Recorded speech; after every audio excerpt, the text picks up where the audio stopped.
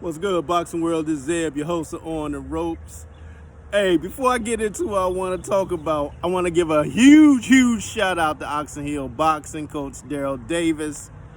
Last year, they got the 2019 Gym of the Year in the whole country. The whole country, man. Oxon Hill Boxing out of Oxon Hill, Maryland, right here in the DMV, man. Shout out to Coach Daryl and the whole staff. They did the damn thing for real, man. And you know, it's crazy because they had 2 of the 6 Under Armour boxers of the year out of that gym. And Sierra Martinez, the first lady of Oxon Hill Boxing, and my dog, Jamal Harvey. Both of them ranked #1 in their weight class in the country.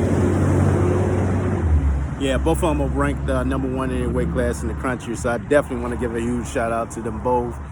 And also, they in our area, they got Pigskin Awards for Boxer of the Year with Sierra and Jamal and Jordan Roach also as well. So shout out to him, Team No Excuse Gym over there. So man, we got a lot of talent right here in the DMV, man, in the DC area, for real. And it all starts with that doghouse sparring that comes out of Oxon Hill Boxing. You know, they're looking forward to doing big things down there at the Nationals in Louisiana. So I'm looking forward to that. They got a big celebration in our area, invite only, November 1st. I'm looking forward to being a part of that.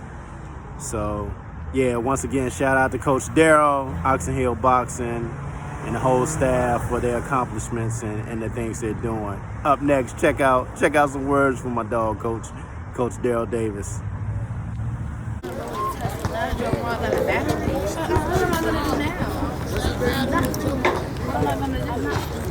Kristen, go get JoJo. Come. JoJo. Want me to go get him? No, he right there. JoJo.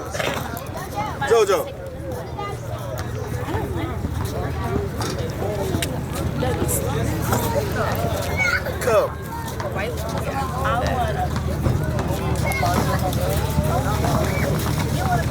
Come here. What? You can't go to the park by yourself, man. You can't go to the park by yourself. You can't go to the park by yourself. I'll take a Look. No. Look. Look at Cody there right there. Go over there with Cody there. See Cody right there?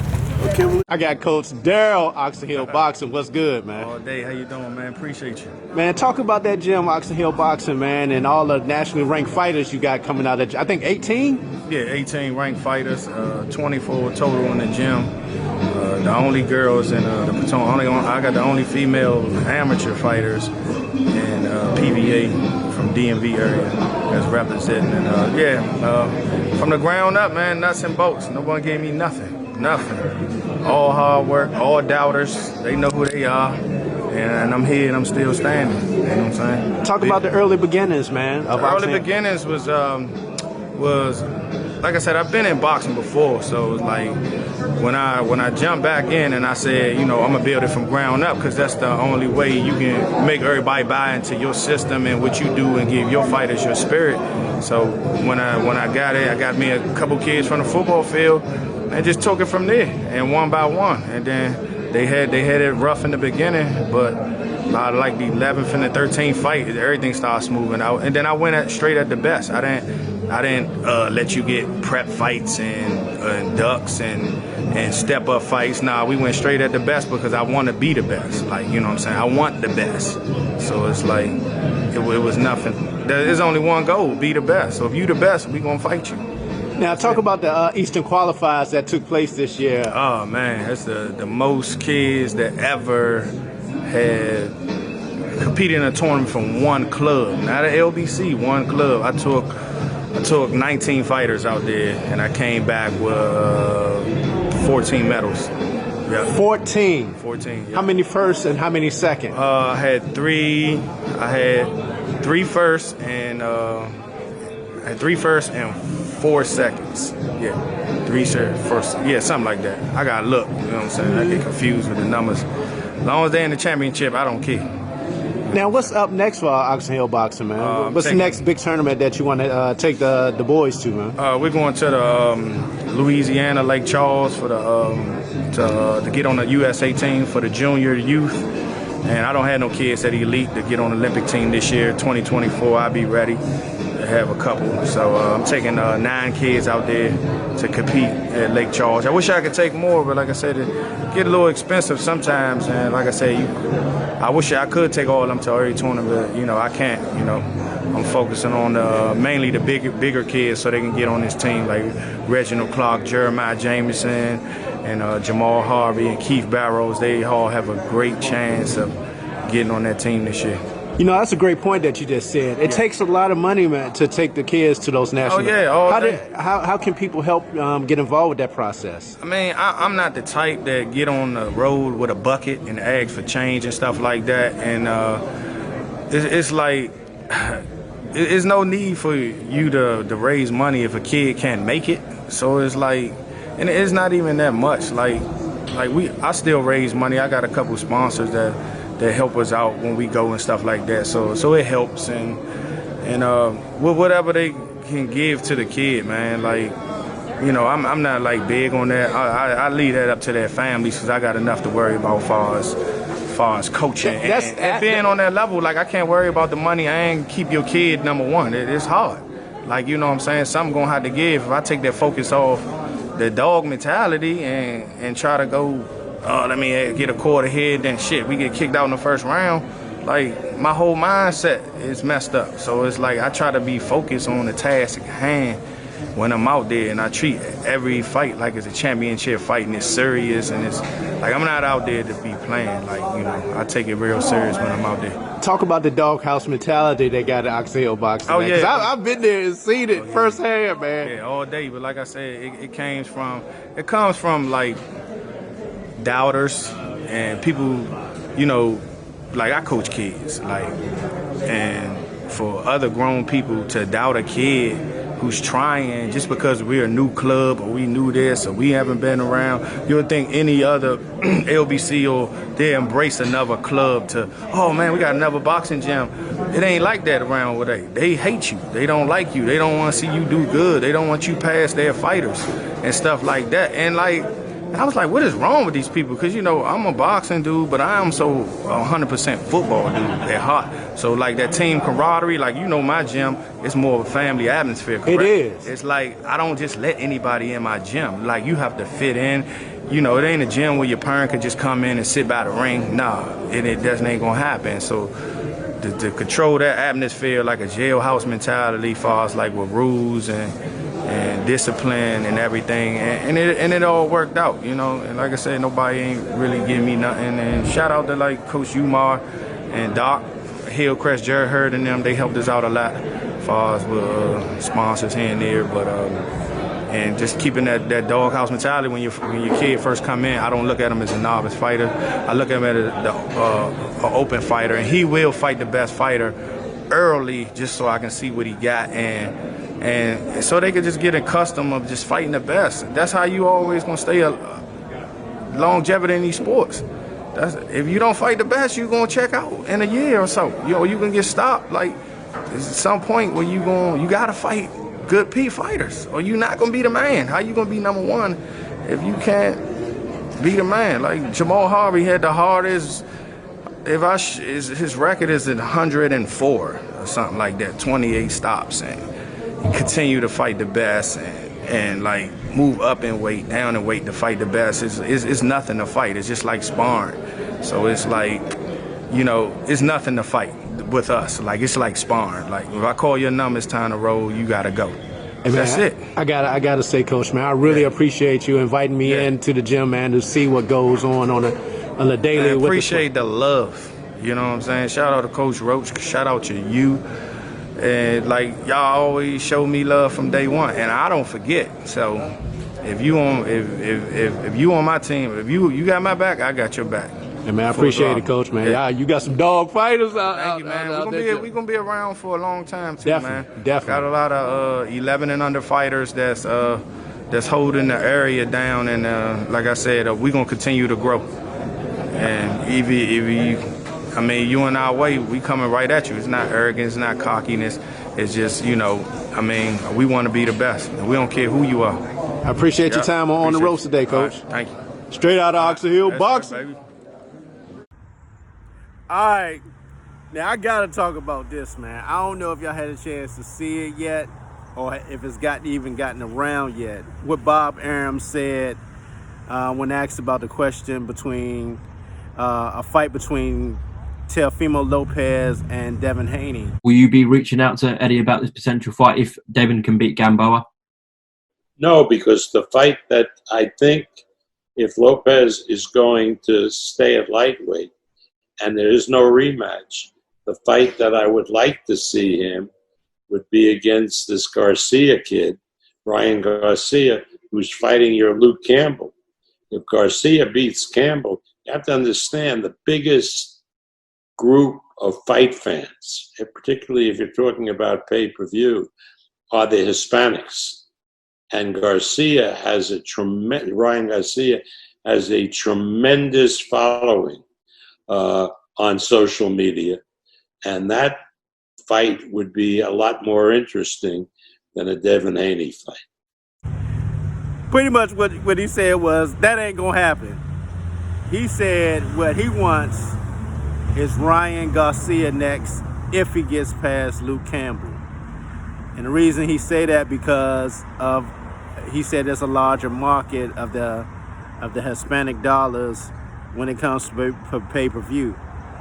But it's kind of crazy because I remember on Barbershop Fred, he had talked about he didn't want pay-per-view because of the climate that we are in America right now with the COVID-19 and people losing their jobs, and that's why he did everything free on the ESPN. But then in a recent interview he's talking about the large pay-per-view numbers. I don't get it. In my opinion, and this is no slight to Teofimo Lopez whatsoever, he can't be the undisputed champion when you got Devin Haney who has the WBC belt. Facts, he has the WBC belt. What else can you do about that? It can't be undisputed, man, because he's sitting right there with the belt. You have a franchise title.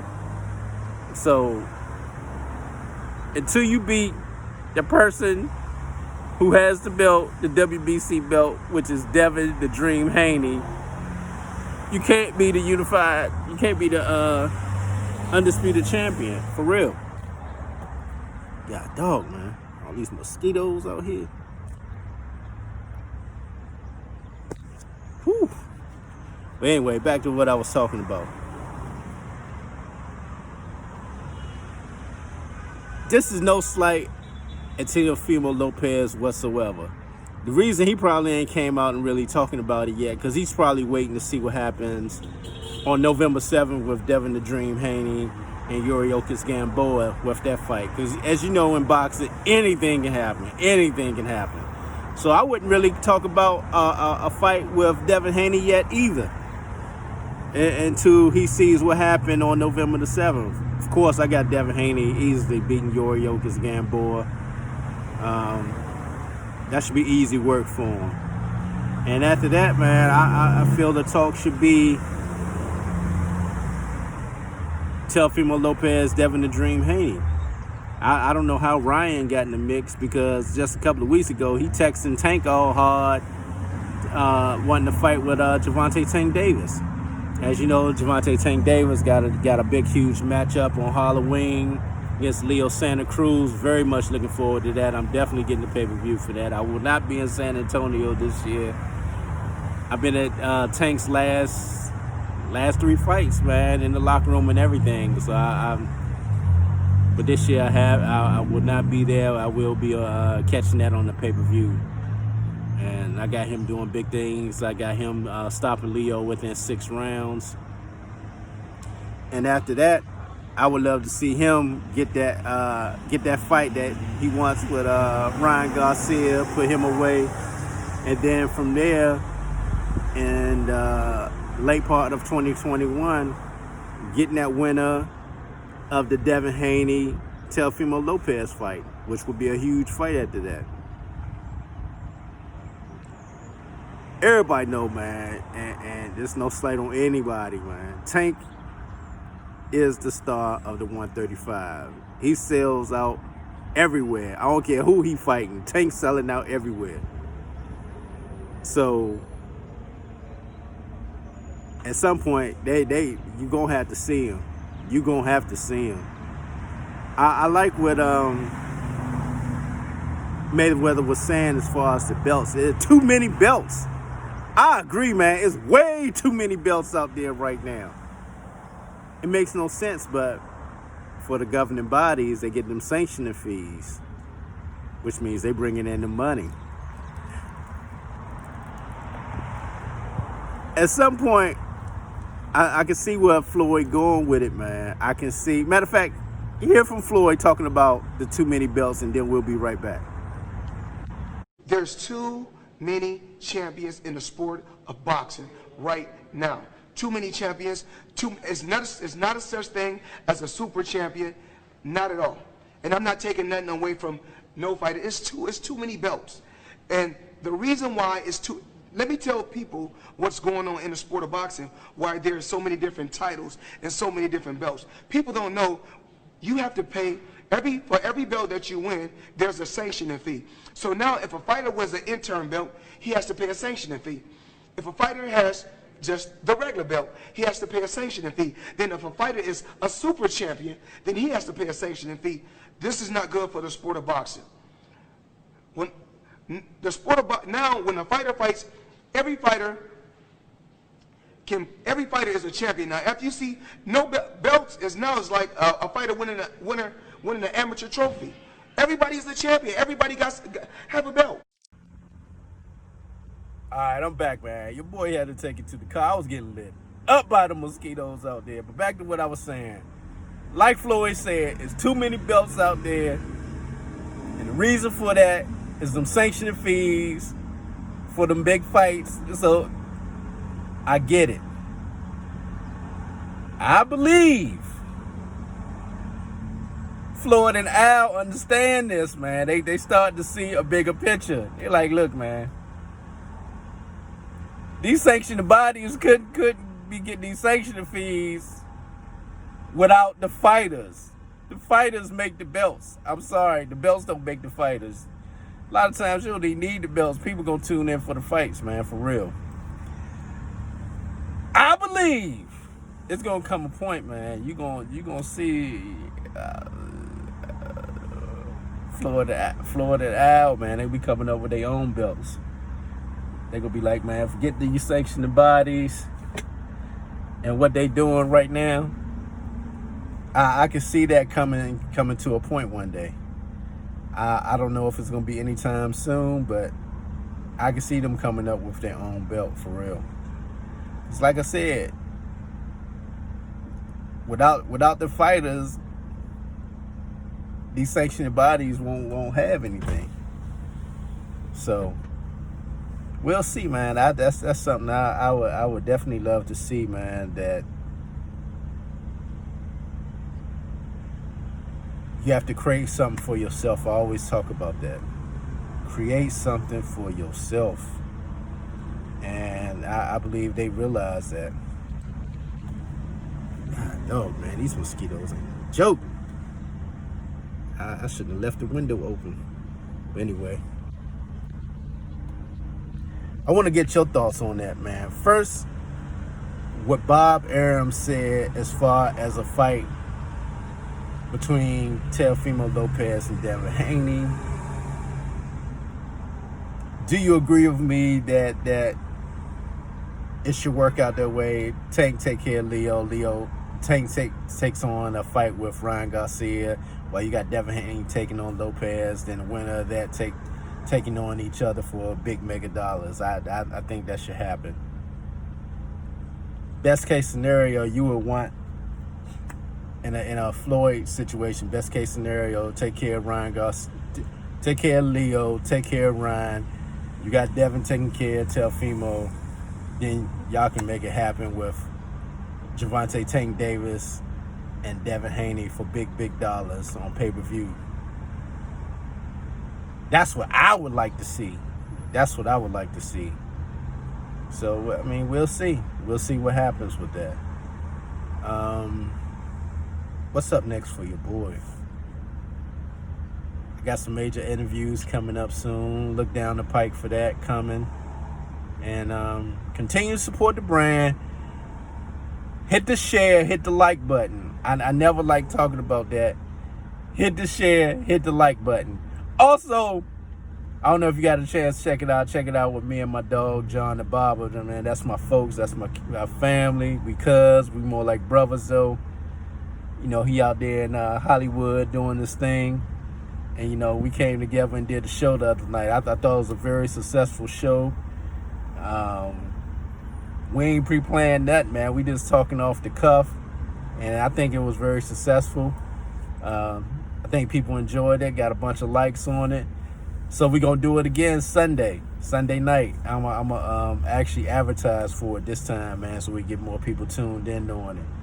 I'm very excited about that. You know, we just be chopping up, talking about boxing, life, everything, all in between. But we definitely talk a lot of boxing on there, though. So definitely tune in for that. Sunday night, probably 10 p.m. Eastern time, I believe. Sunday night, 10 p.m. Eastern time, with me and my cuz, John the Barber. Once again, thank you all for the support with the brand. On the ropes. I'm out.